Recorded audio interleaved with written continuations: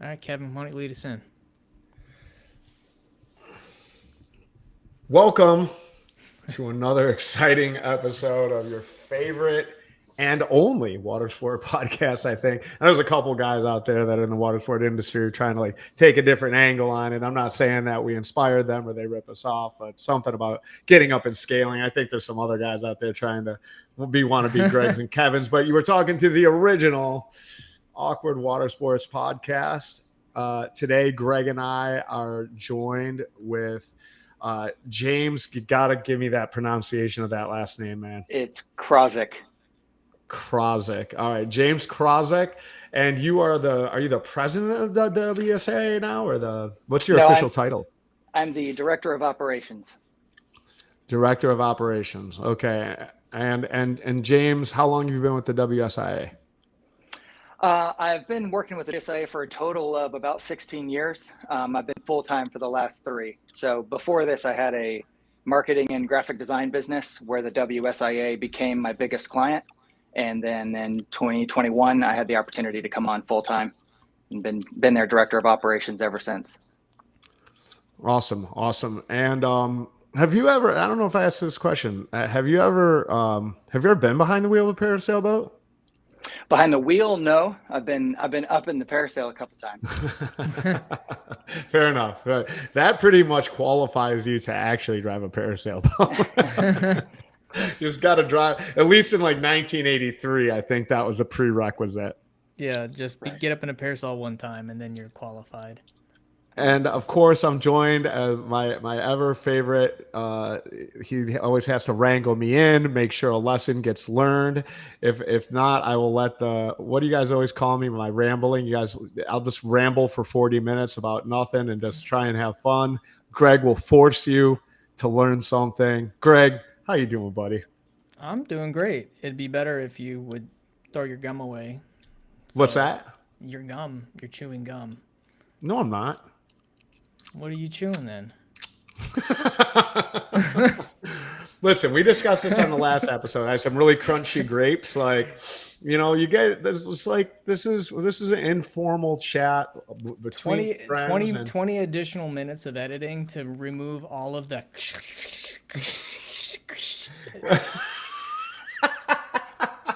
See, now that I know that, it's like you invite it. Now I'm always gonna have crunchy grapes on the show. I know. Crunchiest of and I'm gonna remind Fine. you every single time. No, Thank you.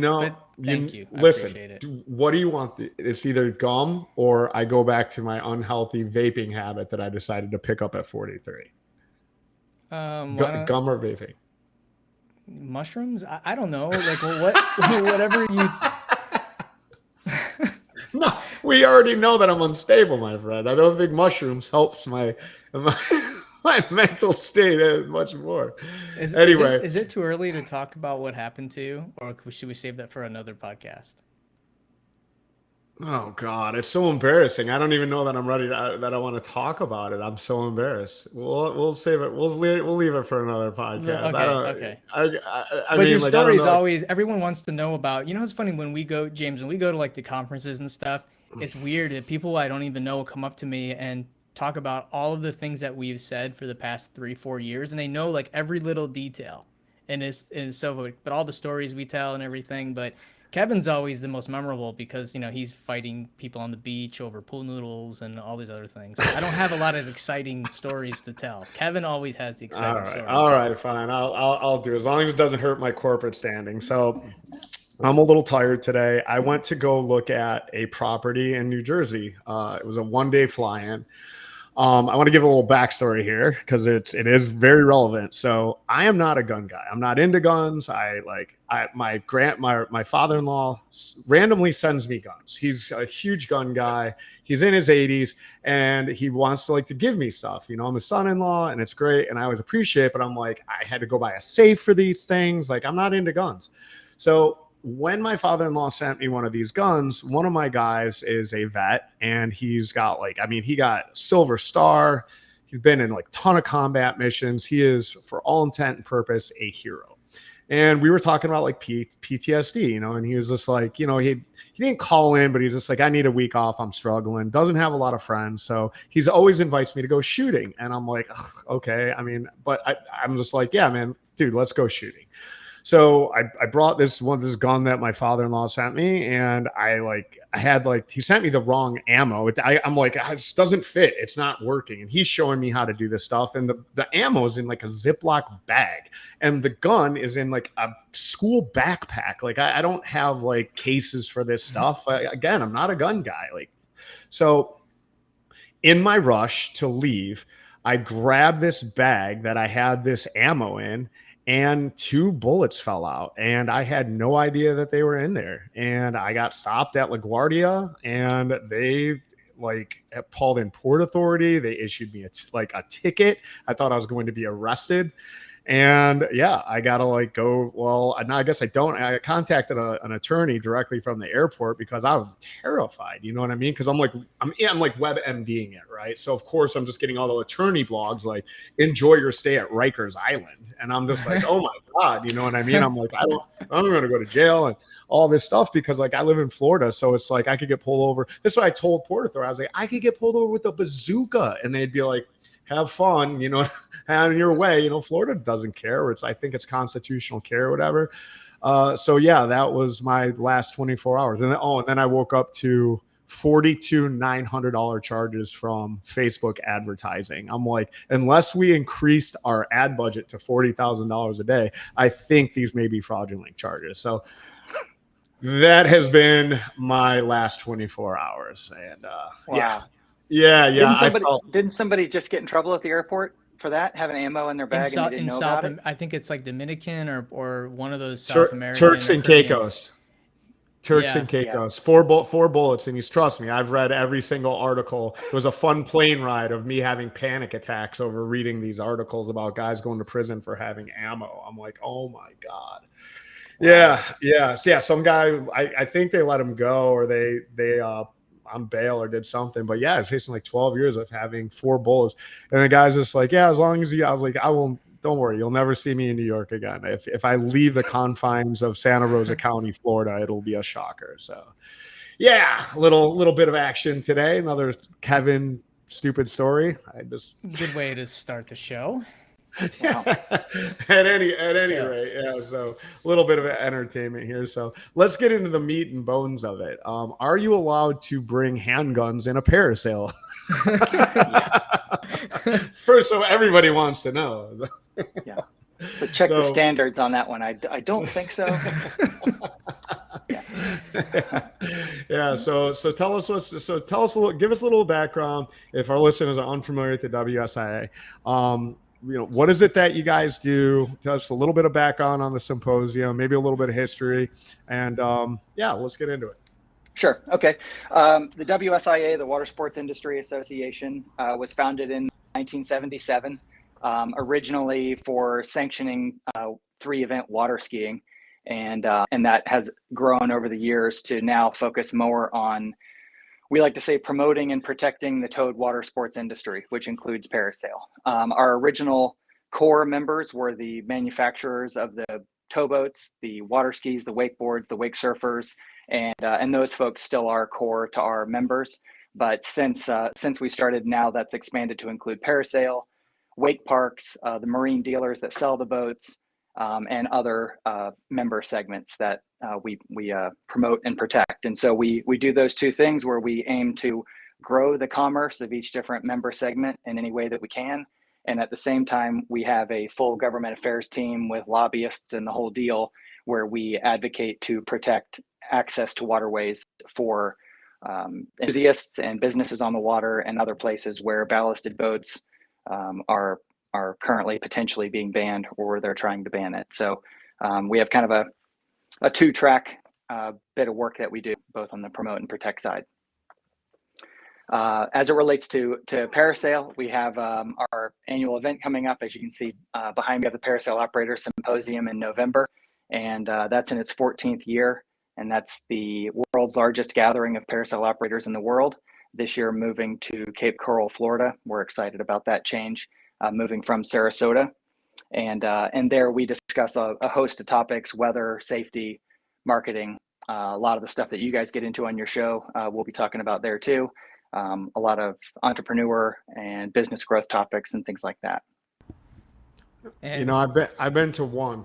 I went. They did at the time.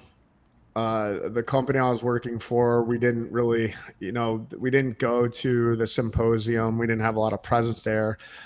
Just being so far down in Key West, they actually brought the symposium down to us for our companies, because I don't think we were the only company. I think like there was a lot of operators down there in the Keys that weren't showing up. I know the WSIA wanted to get adoption of some of this stuff and have some of these conversations. So they did like a mini symposium for us. And my contribution was falling asleep and snoring really loudly. So yeah, I didn't have the beard then. So one of my guys was like, dude, you were like snoring really loud, man. I was like, dude, I don't know what happened, man. Like at some point they were talking about the history and how they were looking for bombs in the water. And that's how parasail got started. And man, that was it for me. I was like, wake me up when you got some scary videos. And then they did post some scary videos. And I was like, oh my God, this is crazy. People landing on buildings. And there was one that I found that I always wondered that if it was superimposed or not, but it looked legit. And it was in Mexico. And there was a sail locked up, right? They were deep in the winds, and the boat had been grounded, and they were just stuck there. The boat was beached, and the sail, they couldn't get it down. So they have like 10 people are like literally trying to pull the sail down by hand, and it snaps, and the guy, you just see him go out of frame, like he was still holding on, and you see him go out of frame, and then like it's like a 3, 2, 1. You see him cartwheel back into the frame, like he just got shot like a bungee cord. One of the guys trying to hold the sail, and I was like, oh my God, this is the funniest. But also like, man, I wonder what happened. Like afterward, did they get the sail down? Like, I mean, it's just the history of parasail is I do find like a pretty interesting topic of where it got started in the 80s to where it is today, because, and correct me if I'm wrong, you probably know more than I do, but I mean, the sport of parasail, the water sport of parasail was really just kind of developed by like guys that had figured out how to do this thing, and it seemed really fun. And they're just like started charging for rides on the beach, and there wasn't really any laws or anything around it. No one really even knew what it was. It was just go parasailing and, pay money, and that was it, right? Yeah, very, very Wild West. I actually learned, and I probably am not the best authority on the true history. Lee Abbott, I know that better, but we do know from building our parasail training course that it had to do with military training, where it was to train guys coming in by parachute, and so that's how they get them up to then fall back down. And even watching those old timey videos, it's pretty brutal, some of the landings and how they did it. But out of that, yeah, you're right. It was a lot of individual operators kind of finding the way, and the manufacturers sort of deciding standards and strengths of different things and just how it works. It was very kind of Wild West. And about 12 years ago, that's actually where the WSIA got asked to step in, because PAPAL, the previous governing agency, I guess it collapsed. This was it's early in my career with the WSIA at this time, but I was there for when they started all this. And they said, we need to work on safety standards, and you guys appear to have experience and the staff to be able to do that. And we're trying to legitimize some of this stuff and have everybody sing from the same song of music here, so that we're all following the same standards, same rules, and to try and professionalize the industry a bit from there. And it took 10 years of development, but over time we were able to establish safety standards. And every year now with the event, that's part of what we'll do at the event is talk a little bit more about standards and recent changes and things like that. And so now it's a much safer situation than it once was. It's my understanding that half of the parasail operators believe that they are the ones that started parasail. Yeah. Ain't that the truth? Yes, I actually did. That's true. I did a deep dive. We should do it. We should do a Miami. panel at the symposium. We should bring up all the parasail operators that believe they were the first ones, and then let them kind of just, discuss why they were the first ones and have them go back and forth. That would be a better panel. Yeah, a bunch of 70-year-old guys like all trying to hold the trophy for I was the number one. Like what?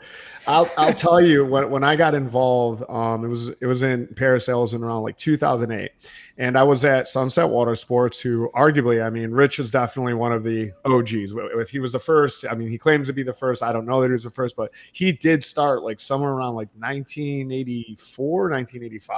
So I mean, definitely one of the earlier adopters for sure. And a lot of the captains that were my first captains when I mates were veteran captains that had been in the game for 20 years, for 20 plus years. And so I really got some insight from some of those guys who were in the A's. And I remember there was this one guy and he was from like Boston or something. And at the time he was like in his mid 40s. Right. And we used to call him old man Dan. And now I'm 45, I'm old man Kevin, I'm only 45. What? I'm young. What are you talking about? But he would go, I remember one time we were sitting on the boat and he's like, man, you just used to be so much fun when we used to just be able to, crack beers and drink with the customers. I'm like, while you were putting them in a parasail? He's like, yeah, man, back in the 80s, we just have a couple beers with them. We, roll one up and smoke one with them. It was so much fun. It's just not as fun anymore. And there's no money in it, and I'm just like, I'm a parasail mate selling pictures, and we're making like at that time $400 or $500 a day. I'm like, I don't know what you're talking about, man, but there's a lot of money, and I definitely don't want to go parasailing with anybody who's had a couple beers, man. Definitely not. You know what I mean? What is it, 0.08? I could have a 6 in natural light and be fine. In fact, I fly after a few years. Crazy days. Yeah, man. Kevin has the best Key West impressions of water sport operators. Like we can have a whole episode of him just doing impressions. That's a good Canadian ones. He does Canadian really well, and he also does like New Yorkers really well. It's really funny. Yeah, my parasail days. Sometimes I always think about getting back into it and bringing it on like as of one of our offerings. But man, like I took it so seriously when I was doing it that like I finished off 10 years, not a single incident, and I was just like, man, I feel like pretty good about this. And I saw a lot of operators that were going off doing their own business, and they were just working 7 days a week. They were manning their phones and reservations. I watched them on the phone with their little notebook pad, taking the reservations, going through all this stuff. And I'm just like, man, I mean, how much more money can you possibly be making than the actual captain who's not taking this home and going to bed with it? Because it's like, all right, we're in the red, $100,000. And then you turn around and it's like, oh, time for a new engine package. That's $60,000 or $50,000 or whatever it is these days. And I was just like, man, I wanted to step off the boat and get a break from it, because people don't realize like how stressful that job can be. And even before like iPhones and weather apps and all this sort of stuff, like you figured out, unless you look at radar or whatever, but that's only updating every hour, right? You're not getting these up to the minute actual weather changes that you can today. But back in the day when I started, we didn't have iPhones, we didn't have all of these weather apps, and it was very much a gut instinct thing. You'd sit there, you'd look at the wind, if you had your wind reader, and this was before, the guys weren't using wind readers. When I started, guys were like, that's me licking my finger. And I'd stand on the back of the deck and I'd watch the sky and I'd watch the water. And I would sit there for 2 or 3 minutes, just kind of like watching the way everything moved and the way, you know what I mean? And you just get parasail captains really just have a gut instinct about them. And you can go by all the weather radar apps and everything. And sometimes, man, they are so wrong. Like flying in the Gulf, like up here, like the weather apps and the reading and everything like that, like it changes in a matter of minutes. And before you get that update, you're looking toward the sky, you're looking on the water, you're watching the way the sail flies in the background. And I can tell you, it's really stressful, because you can only trust technology so far, because when it goes wrong and it goes wrong fast and your sail's up, it's like, you better get creative, and you better get creative fast. So yeah, and weather has been the big key. That's a recurring topic in everything we get into with parasail, and we always address it at the event too, where it's a mix of what you talked about, to where it's making sure that technology and logs and everything are being used properly, but also having the National Weather Service there and NOAA there, and people that can help teach captains how to be even better forecasters with their instincts and their eyes and what they see and temperature changes and all that stuff. Because you're right, it's crazy stressful. I have a lot of respect for the guys that take on that risk. I mean, the captain and crew, when it's going great, it's a heck of a job, and when it's going south, you have to really clearly be on your game and be ready to react and to take control there. So yeah, weather and awareness of it is huge. And even some of the most recent incidents that has popped up again, to where some of the lead factors are weather and awareness of weather. And so it continues to be where parasail and your ability to be a weatherman really kind of goes hand in hand, and to have that instinctive just look on the horizon for what you're seeing and the way it feels and that kind of stuff.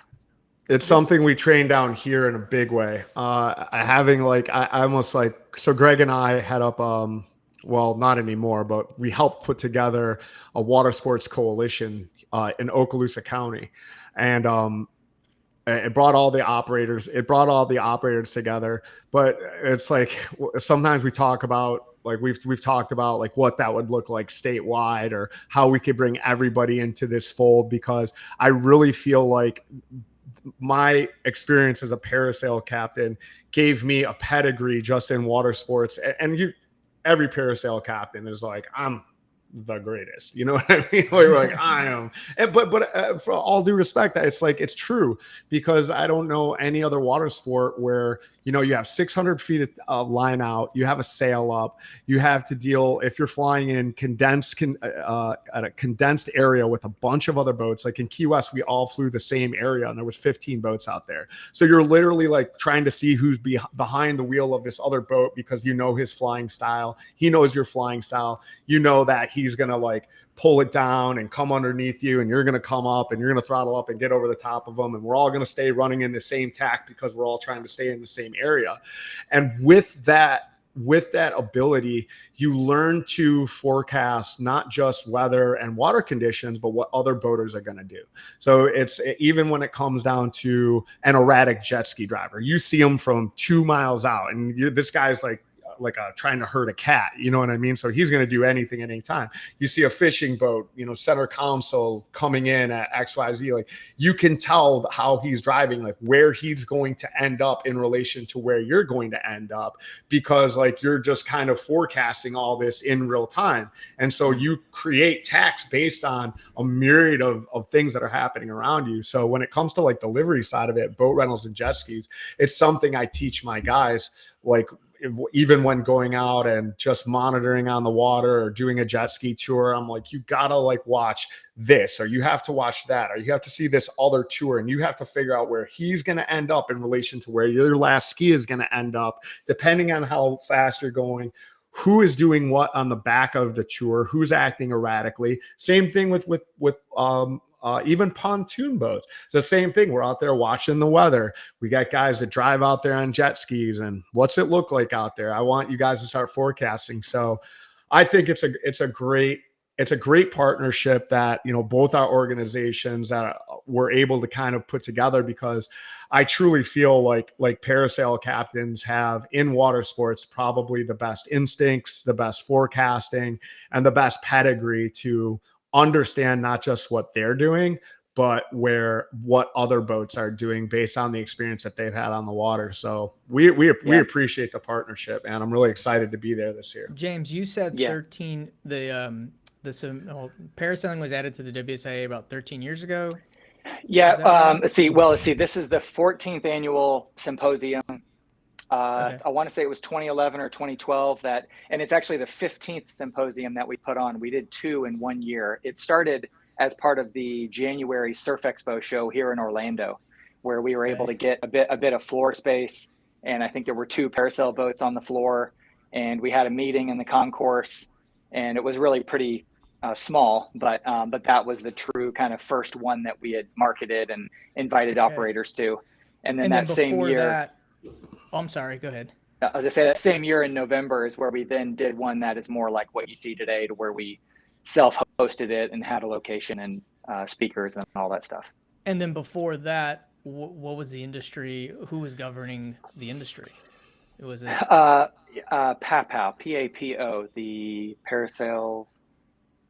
I'm drawing a blank. I'm not sure what the acronym is, but it's PAPO was the one. And as I was sort of imparted the story from Larry Medoc way back in the day, it had collapsed, and again, I'm sure others with history in the industry. That was an association could that was that. kind of the governing body for like trade. That was a trade association for parasail specific. That was Mark McCullough, right? I know that name. Yeah, I believe Mark McCullough. I think he was trying to put, because I do remember PAPO, and it's escaping me too. But I believe he was also in tandem trying to put together like a parasail insurance product, because he's another one of the guys that invented parasail. So that's why I remember. Yeah, I guess Mark what I was trying to get at is really, I mean, the water sport industry as a whole, like when you add in like liveries and boat tours and parasailing, is from a trade association perspective is fairly new. I'd say in the last like 25 years is really when things, started to kick off. But people have been renting boats for decades. They've been parasailing since probably the late 70s, early 80s. And it goes to show that like it takes a lot of things to happen to people to organize. Kind of like in a way, like we're almost unionizing water sports in some respect, because all these regulations are coming down from state and federal. And now this coalition that Kevin just talked about, I never would have thought that the operators would all come together and form a coalition locally, but government kind of drove us to that. I think with parasailing, liveries, just like our podcast, Kevin and I would have never started the podcast if there wasn't, issues that need to be discussed. But all of it's kind of coming the past, 10 years is when you're seeing a lot more discussion happening around these niche segments of water experiences or water tours. And I think it has a lot to do with safer standards and people realizing and governments realizing that there are problems that are not being addressed. Yeah. And I don't know, maybe it's a generational thing as far as just a different perspective of the entrepreneur, the newer guy versus the way it's always been done. But that's where it seems like the big transition with the safety standards was total resistance at first. And the idea of why would we even do this and give ourselves rules we have to follow? And then the understanding of, if we're all doing it this way and we establish this, it's self-regulation. And if we don't do it, somebody else will. And so the movement that the industry took and the action that the parasail industry took to get those standards in place was absolutely huge for the future of the industry, because like we said before that, it was very Wild West, and there was no telling. I mean, there was no investment in the business. There was no reason to want to put a whole lot of money into it when you had something that didn't have a governing body, didn't have standards. There wasn't a lot there to speak of. So to get it from here to there was really a big achievement over the last 10 years as an industry, and to get everybody to understand, like we need to set the rules and we all got to play by the rules. And if we can all be doing that together, the industry is better as a team. And just that mindset, because we always joke about the captains, that I'm the captain of this boat and I'll do as I damn well please. And we got 300 of those guys in a room. It's, you can expect chaos. Yeah. So to have that same group of people all say, all right, fine, and have intelligent discussion about it and agree to some rules that everybody can follow was a huge step forward for the parasail industry. I think, and I'm gonna take the other side of the coin on this, because I like in the in the spirit of balanced discussion. I mean, I look at parasail as dodging a proverbial bullet. The jet ski industry is still sort of like, not really quite sure, like if we're going to be able to dodge that bullet, if we've been able to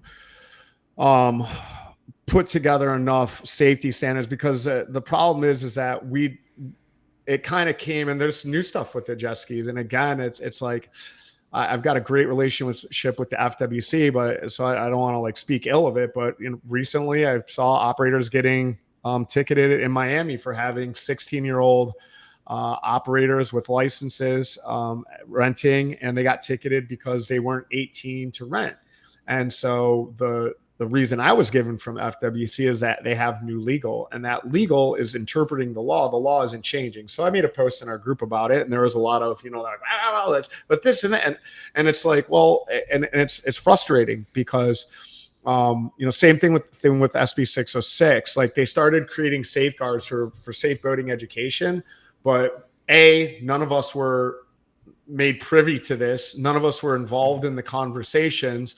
And so it's like you have to have somebody on standby in your local municipalities, like constantly scanning for meetings. You have to have people, like I stumbled on 606 just doing a cursory internet search of something. And then I call a friend of ours who John Stevens' formal title is like a boat safety liaison for the state of Florida, right? Mm-hmm. John had no idea what SB 606 was when I called him. And I was like, look, man, I read this article. There's some really weird language in it about insurance. Have you heard anything about this? He's like, no. When I talked to the FWC, they were just like, yeah, we're interpreting the law a different way. Oh, awesome. Some kind of press release, some type of, an update on your website, something sent out other than ticketing people. And then maybe a little bit of, like the parasail world, like you guys hired, who is it? Help me out. What's the acronym? The PWIA or the AWA? No. Where they did the whole comprehensive testing, ASTM. Yes. ASTM standards. So it was like they did a comprehensive, like it wasn't just like we were making stuff up, or they were like, they looked at the incident history, they looked at what, it was a data-driven solution, right? And it was a solution that businesses could stay in business. It was a solution where before the White Mystical Act got passed, they worked with industry and they worked with the insurance industry, and then they came up with something that wasn't going to put everybody out of business, wasn't going to scare every insurance company out of the market, and came up with common sense regulation that worked for the industry and worked for the general public. Where I take issue with the state and the regulatory bodies of some of these things that are happening is there's been none of that. Like there still is to this day no real type of comprehensive approach to this is how old you have to be to operate a rental jet ski, or even this is how old you have to be to operate a jet ski in Florida. They can't, or motorized vessel, period. And they can't change that because it changes the law, but they can interpret the law a different way. And that's fine, as long as there's data that supports this decision, right? So it's like, okay, if we see that younger people are disproportionately at fault for these accidents, then I understand. But when you look at the FWC's accident report for 2022 and 23, the largest contributing factor of people that were in accidents were not even hours of experience, because that would be a case against us. So most accidents occurred with people that had claimed to have over 100 hours of experience. The largest age demographic was 55 and over. Now, this would obviously ring true because it's mostly boat owners, mostly older people, men who are boat owners and operating. But at the same point, like we can't get legislation passed in Tallahassee that actually addresses the issue of boater safety, because it affects the entire state of Florida and all the recreational boaters. So where I kind of get a little defensive on all of this on our side of things is that it's like, well, are we addressing boater safety? Because all of the statistics and all of the data show that there's, in preponderance, an order of magnitude, more accidents happening on the recreational side as it applies to boats, less than jet skis. And then jet skis far less on the renter side, even with a higher exposure hour. And so where I think the parasail and the WSIA and the ASTM got this right was where you guys were able to actually get together as an industry before it was too late.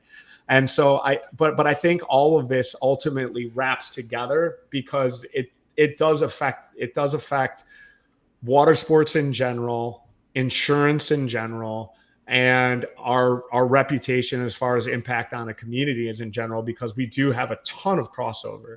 So I guess I love to have these larger discussions as an industry in total, because it impacts all of us at the end of the day, and it's just a super important conversation to have. So Yeah. I implore those of us who are not, even if you don't have a parasail boat, like, I think it's important that you guys show up in support of the WSIA and talk to some of the leaders in their industry, and talk to some of the guys that all the stuff and struggles that we're going through right now on the livery side, that parasail was like at the threshold of seeing the industry collapse, and they're able to unify and get some good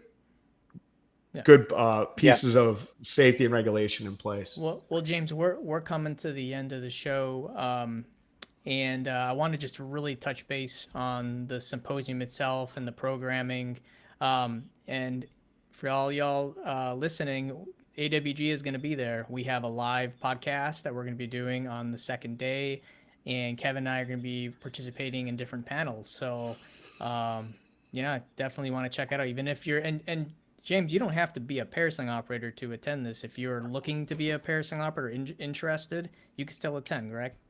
Absolutely. And actually this would probably be the single one best place to do that and see all that and learn more about it. And we have a number of things like an online training program specifically for new captains that will be talking a lot more at the event there, among other topics. So yeah, anybody who's new to it, and there's huge interest in new captains in parasail. There's definitely a need for more captains. So anyone who has been considering it, it would be an amazing event to come see what it's all about.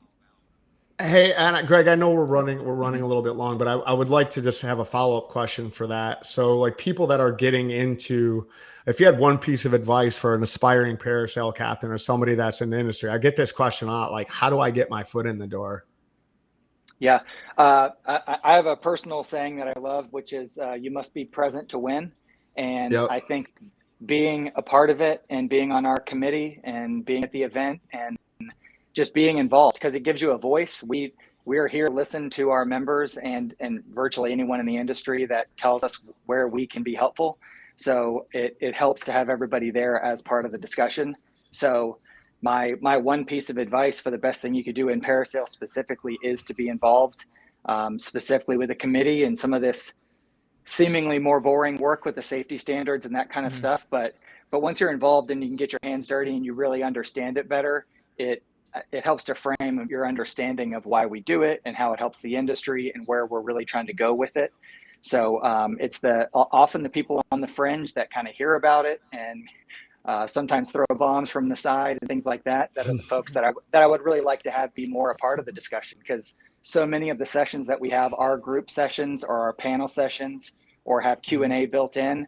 And some of the best parts of the symposiums of the past are where it frankly went off the rails a little bit, but everybody got talking and it got a little raucous. And, but it surfaced a number of really important topics. And as an industry, we kind of had it out and everybody was better for it. You get to the end of the night, we have some beers together, and it's a great reunion for the industry and a great time to learn. And we don't have continuing education credits in this industry, but people have kind of compared it to that, to where it's like, this is my annual reminder that you can't be complacent. You've got to be up on weather. You got to keep your logs. You like all these things that are the kind of the boring stuff and some of the recurring topics, but very often by the end, everybody's like, I'm glad we do this. This is what we need to get together. We got to talk about this stuff.